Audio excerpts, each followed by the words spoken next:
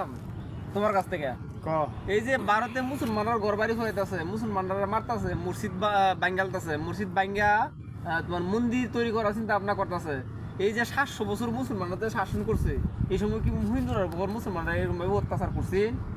আরে শোন, মানুষ যখন পতন হয়, মানুষ যখন পতন ডাইকে আনে নিজের এই যে ছুরি দিয়ে দেখছো বুকের মাঝে যে আত্মহত্যা করে, মানুষ যখন আত্মহত্যা করে তখন কিন্তু তার কোনো দিশা থাকে না। আচ্ছা, এই ভারতের হিন্দুরা কিছু হিন্দু আছে মদ খায়, ঘুষ খায়। দেখবি যে এই যে নতুন এখন যে আইছে উগ্রবাদী এখন যে আইছে সে কিন্তু মদের লাইসেন্স বন্ধ করে দিছে, সে কিন্তু মদ খাওয়া নিষেধ করে দিছে।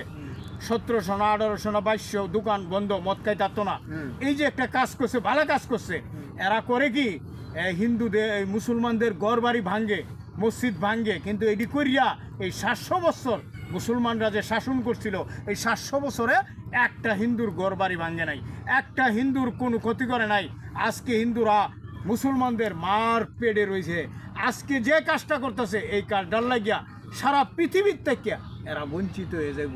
ব্যবসা বাণিজ্য কোনো মুসলমানের কান্ট্রিতে যাইতে পারতো না, এই চাকরি করতে পারতো না। এই যে একটা পেশার মানে নিজের বুকে ছুরি মারা, নিজের মুখে ছুরি মারা, এই কাজটা সারা করতেছে। এই কাজটার জন্য আমরা তীব্র প্রতিবাদ জানাই, এবং কি তারা যারা করতেছে নিজের মরণ ডাক্তার আনতেছে বেটা। ঠিক।